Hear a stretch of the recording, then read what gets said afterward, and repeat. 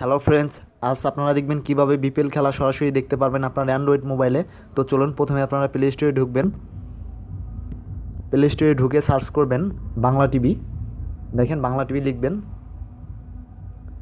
তারপরে সার্চ করবেন। দেখেন আমার সফটওয়্যারটি ইনস্টল দেওয়া আছে, তো আপনারা ইনস্টল করে নেবেন। তারপরে আপনারা ওপেনে ক্লিক করবেন। আমি ওপেনে ক্লিক করলাম। দেখেন এইখানে অনেকগুলো চ্যানেল আছে, তো এখান থেকে আপনারা যেইটা খুশি আপনারা প্লে করে বিপিএল খেলাগুলো দেখতে পারবেন। আমি সেকেন্ডটা ক্লিক করলাম।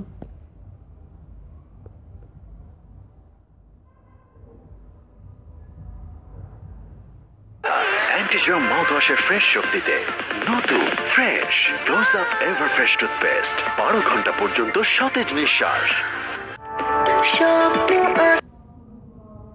দেখছেন ফ্রেন্ড, সরাসরি খেলা দেখতে পারবেন এইভাবে আপনারা।